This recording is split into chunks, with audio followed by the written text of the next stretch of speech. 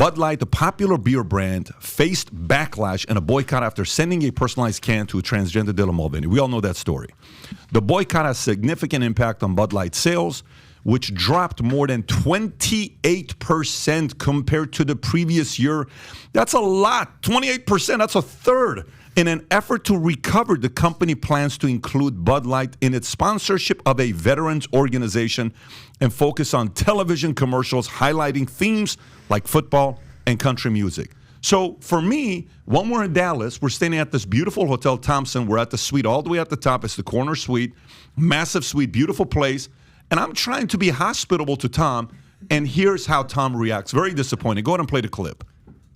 So when you stay in a penthouse like this, all the way at the top, you got to get Tom the right kind of drink. Samuel, can you please serve Mr. Ellsworth the proper drink? By the way, this was not set up. Shout out to Sam West. Please stop mooning us and take your... No. What is it? We can't see it. No, I won't even touch the bottle. What? I can't see it. What is it? Sam doesn't know the Tom, just domestic have a can Bud just Light. be screwed No, I will not touch the bottle. Are you joking? He's from I will not Colombia. touch the Listen. bottle. Tom, I will not touch the bottle. touch it. No. Just touch it, Tom. Are you being serious? I'm being deadly serious. What do you have a price? Just a beer. No, it's not a beer. You know how you make Bud Light? You know how you make Bud Light? Tell us. You let a horse drink Coors and put a bucket underneath, and the horse filters the Coors, and that's how you make Bud Light. Wow. See, that's why you're the Tom biz is doc. offended. You know this So kind Tom, of stuff. what is going on with Bud Light? What do you want to tell us about Bud Light here? Well, I'm disappointed a little bit in corporate leadership. You know, I do case studies, look at corporate leaders and stuff and how you lead through turbulent times. And right now you've got the CEO of Budweiser saying, it was one can. It was one picture. We didn't have a contract. Well, wait, you didn't have a contract? Did you really? It was a handshake agreement. Yeah, exactly right. And and there was one person that was in the marketing group, and we shot her boss, and we are getting back to where it was. And so you see what the CEO is doing is trying to rinse responsibility off the organization, and not only have they thrown the marketing person and her boss under the bus, they're backing up the bus, going back and forth to make sure they're dead. And that is what's happening. It's really, number one, the best thing to do is to say, you know what? My team made a mistake and the buck stops with me, and I'm the CEO here. And you know what? We're always trying to market, and we're trying to market to various groups. This was a freaking big bonehead error, and you know what? We're stepping back from it, and this is how it happened. Instead, it was only one can, and it was only one incident, and there was only one person, and she didn't have permission from her boss. Does that sound like a weak, leadership? You do the Vault conference, you talk to leaders all the time, Pat. Does that sound like a weak leader running from blame or a strong leader coming to the microphone? You know what this, last night you and I had a very good conversation together for 45 minutes, okay? And we're watching a Miami Heat game. He's giving me commentary. I needed help, so he's kind of telling me, watch this place, all this stuff. Yeah. But I told him something last night.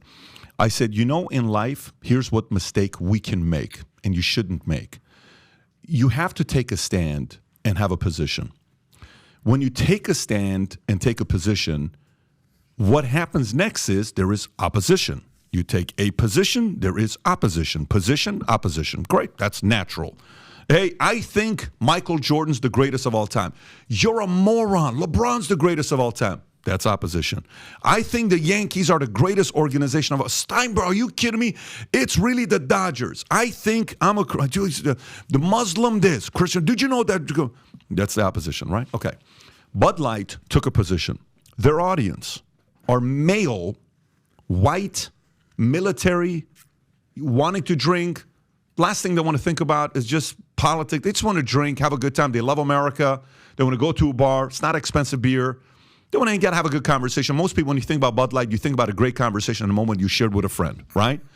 Then these guys try to increase their ESG score.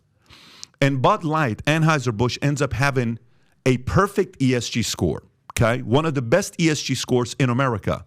Do you know what they just did? The ESG score organization came out and said, I don't know if you saw this or not. They came out and they said, LGBTQ group slashes Anheuser-Busch's perfect rating. They had a perfect rating after backtracking on Dylan Mulvaney's Bud Light controversy. So what are they doing now? Now they're backing up and they're saying, I don't know if we support what they're doing now. They went from a perfect score of 100. Only 20 companies, I believe, had the perfect score of 100. So here's what Bud Light did. You already had your loyal audience that's been loyal to you for decades, but you also wanted to win over the CEI Corporate Equity Index score and increase that. You know what happened? You lost both. Not only did you lose your customers, but you lost the people that you were trying to please. That's what happens when you conform. People see through it and they say, it's bullshit. We don't like what you stand for. You don't have a backbone. Dude, I'm stepping away. So they lose 28%. You know who gained 28%? All the other guys. Coors and everybody else. Your customers went elsewhere. And for the, America's pretty forgiving, so I think eventually they're going to get over it and kind of be like, yeah, whatever. But it's going to take a minute, and the only way they can do it is by firing the current CEO, firing the current CMO, firing the VP of Ops, showing the fact that you fired everybody in that department, making a public announcement that we don't care about our ESG score, our CEI score, our DEI score. If you don't do that, those people are not coming back. But if you do that, and you replace them with a better CEO, better VP of marketing, better board, they're going to come out and say, here's what I love America. Here's what I believe in, da-da-da-da. And look, we just want to make good beer. Bud Light's make great beer for many, many years. That's what we want to get back to. If you show that you don't care about wanting to please these guys, I think customers will show back up. But that's going to take a year or two to do. 100%. And Budweiser USA is owned by, Anheuser-Busch USA is owned by InBev, which is a giant beer conglomerate that also owns Stella Artois and many other... And Corona and many other things. The list goes you're on right. and on and on. And what InBev needs to do and says, we didn't buy you to pee in the pool. We bought you to keep growing as one of the dynamic brands that lines up like Coca-Cola and others with the last 100 years of Americana. It's a very American, iconic brand. And InBev needs to do exactly what Pat just said. Said, you, and you're done. We bought you not to do this. And you guys have just puked on your own shoes. This is over. So here's the thing. So I want to give a little bit more context to this. This actually falls in line with something I'm launching in the next couple of weeks. So everybody, go to stopwoke.com. You'll see what's going on. Stopwoke.com. Put it in the description and comments. That's great that you got that domain. So here's the thing. In a couple of weeks, we're going to launch what I'm calling the Corporate Fairness Index. Okay. So Stop Woke has partnered with the Rainey Institute for Public Policy in DC. We've actually come up with methodology. We're going to announce the top 5 wokest companies in America. We're also creating a curriculum. Love that. We're also creating a curriculum, to go into these corporations and to say, okay, this is what you do to sort of get away from this. What people don't realize about this Bud Light thing, and what people don't realize about the Dylan Mulvaney thing and all of this other stuff, is that the Human Rights Campaign, they have something called the Corporate Equality Index. This is a grift. They have shaken down these corporations for the past 20 years. The Human Rights Campaign calls itself an LGBT advocacy organization. It is a far left Democrat super PAC at this point that gets $45 million in grants and contributions in 2020. I personally know for a fact that they have shaken down a major bank to the tune of 9 figures when they threatened them with dropping their score. So Bud Light had to do this in order to get 100% rating on this Corporate Equality Index, which is something that the HRC puts out. So the only way we can stop this, we can talk about corporations are too woke, all of that other stuff. What we need to do is, number one, go into these corporations, de-incentivize the importance of something like the Corporate Equality Index, and give these corporations an off-ramp. Give them an off-ramp to say, you can do your diversity and all that stuff, that's fine, but also you have to sort of appeal to the other side of the aisle as well. So we do not stop the fight against corporate wokeness until we de-incentivize the importance of the Corporate Equality Index. That's why I'm launching the Corporate Fairness Index in a couple of weeks.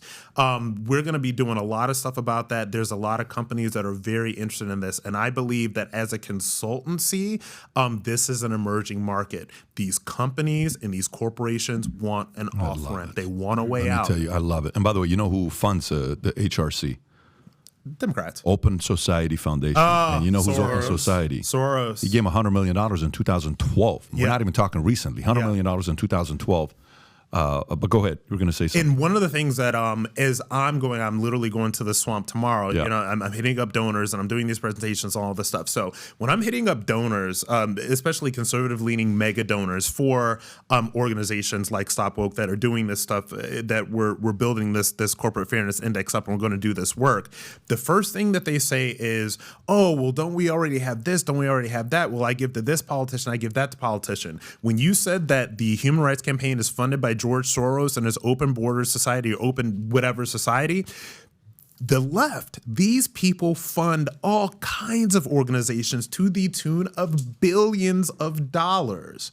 And we don't have very many things like this on the right that are things that are, you know, advocating for our agenda. And the reason why is that we have a donor base, you know, as conservatives that are so consumed with get this politician in, get this, all this other stuff. The change that needs to happen in this country, and this is the last thing I'll say, I know I've been going on a bit of a tangent.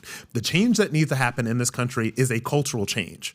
It will start with the culture, and the politicians will follow. It is not the other way around, and this is what people need to get. So I love it. This is what I'm going to tell these donors. StopWoke.com. StopWoke.com. We got it all over the place. Rob, Yes. respect to you Yeah, on what seriously. you're doing. Appreciate that. Can we get a little sneak preview of the top 5 most woke companies? Give us something to work with here, guy. I do not want to spoil anything. I got a couple places that have the exclusive. One place that has the exclusive. I will say that these are companies. I know that the top 5. I know 2 in the top 5 are household names. Got it. Household names. So I hate to disappoint you, but what we did is the last 3 months we've been trying to increase our ESG score and our CI score, and this is what we did. This is what we did yesterday. If you want to play this clip to try to increase our ESG score. Who is it? Who knows? Hey guys, what's up, Pat? What's up, guys? What's up? Oh, my God. Want a beer or something? Vinny Mulvaney in the house with them legs. Yeah, what's up? Look at that. Look at you, dog. Squats. Chicken legs, Vin. Oh my God! Get it, boy. Look at Where this. you at, Bud Light? I'm gonna go get a Bud Light right now. They're Don't giving get them away. sponsorship. We'll see y'all done. Holy, that's a good look. Yeah, you saw that. That's a good. You just increased our ESG score. You're amazing. I love you guys. Take it easy. It's crazy. He was walking around like that all day yesterday in the office. I'm like, he comes in, I'm in the conference. I'm like, what, bro? What are you doing? He's like, we're doing a skit. I'm like, okay, makes sense. So if you like this clip and you want to watch another one, click right here. And if you want to watch the entire podcast, click right here.